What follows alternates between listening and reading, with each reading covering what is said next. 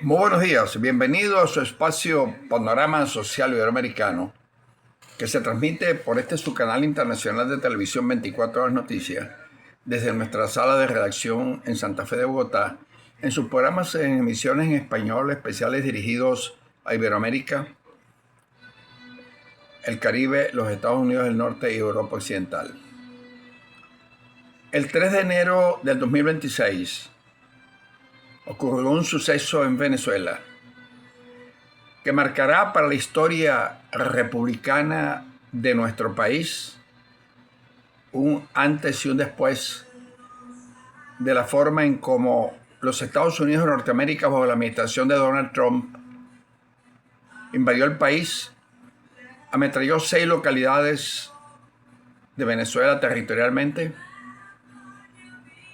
y se llevó al presidente de la República secuestrado a los Estados Unidos. Porque el acto de piratería en que lo hicieron es una forma de secuestro. A partir de ese momento se ha venido definiendo las razones que comenzaron el 15 de octubre del 2025, cuando una flota de los Estados Unidos, según ellos la más grande desplegada después de la Segunda Guerra Mundial, actuaba en el Caribe en la impunidad más deleznable, ametrallando, según ellos, lanchas que transportaban cocaína desde Venezuela. Se comenzó la misma política que utilizaron contra Irak, contra Libia y contra todos los países que tienen reservas minerales y energéticas que son necesarias para la subsistencia del imperio norteamericano. Así lo hicieron en Libia, lo hicieron en Irak, lo hicieron en Vietnam, lo hicieron en Kosovo, lo hicieron en Afganistán y lo hicieron en las 5 repúblicas que entre 1953 y 1986 invadieron en América, porque según ellos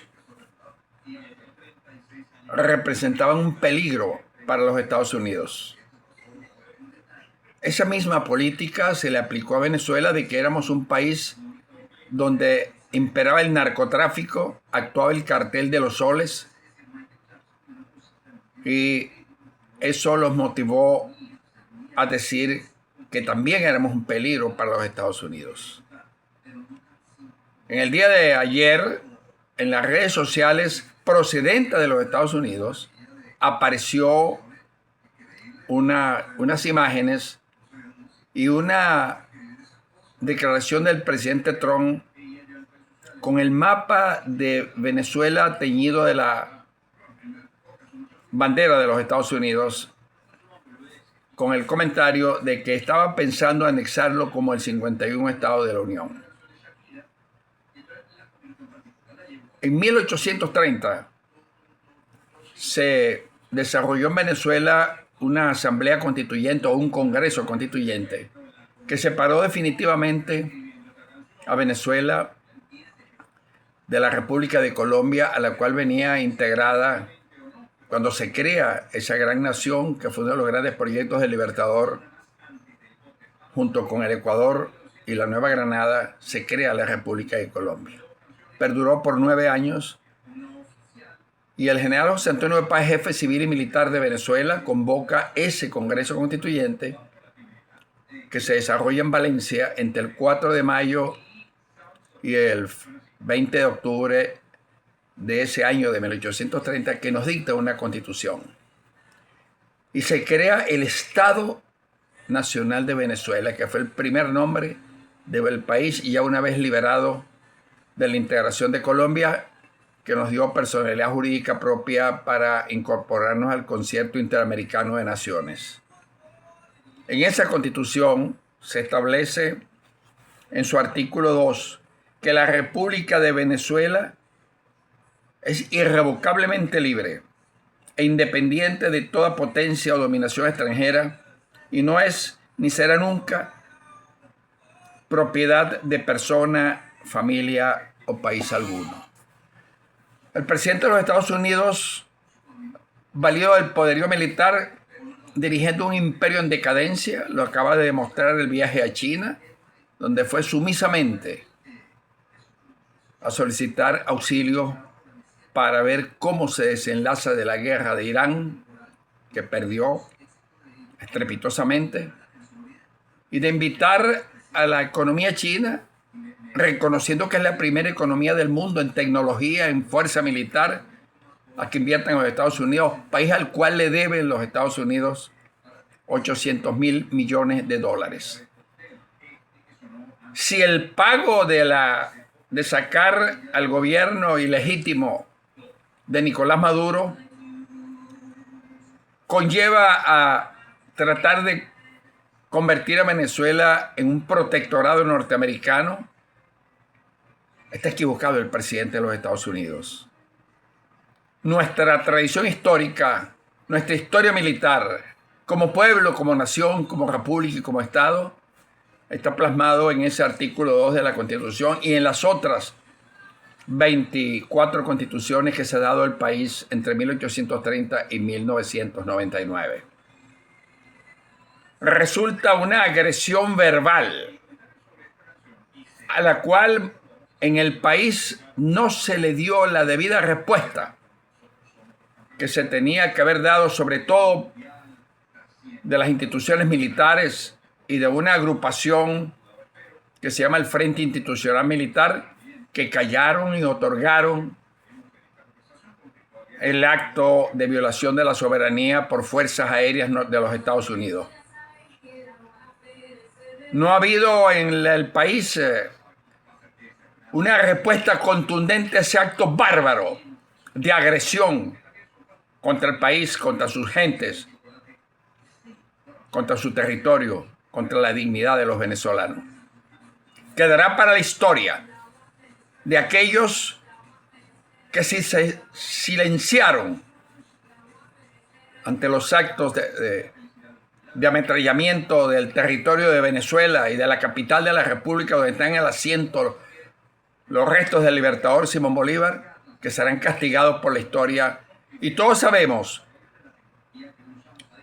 esos grupos e individualidades encabezados abiertamente por María Corina Machado, Antonio Ledesma, Julio Borges, Leopoldo López y todo un cártel que se sumó a forzar a los Estados Unidos y a apoyar, porque lo pidieron, además de las sanciones, para estrangular a los niños y a los ancianos de Venezuela, pidieron la invasión del territorio del país. Serán juzgados por la historia. Serán los responsables ante la historia del fin de los tiempos quienes se unieron a la pretensión y lo lograron de que Estados Unidos aplicara fuerzas militares contra una república independiente y soberana. Queda en el sentimiento del venezolano decente, del venezolano que tiene arraigado el principio del derecho, el jus solis, esa herida inferida por el imperio norteamericano cuando se ratifica lo que dijo el libertador: más nos dominarán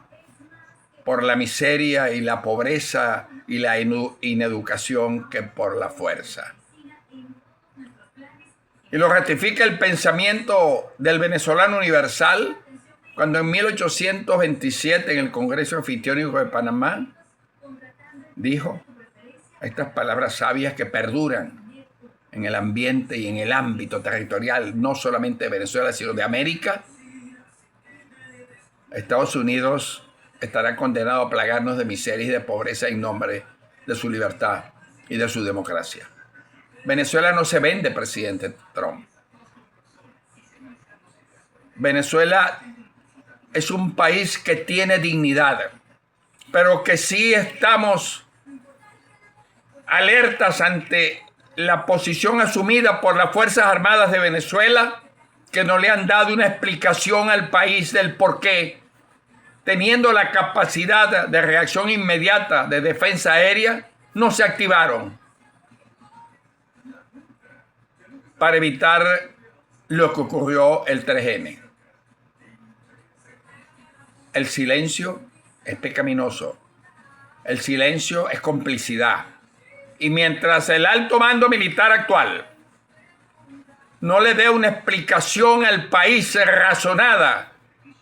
del por qué no actuaron ni hubo una capacidad de respuesta inmediata, estamos convencidos los venezolanos que había complicidad para que eso se llevara a cabo y para que se produjese la intervención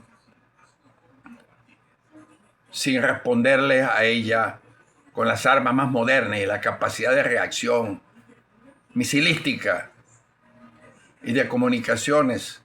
y de vigilancia que tiene el país, que son de las mejores de América y quizás del mundo. Desde Santa Fe de Bogotá, para 24 Horas Noticias Televisión les habló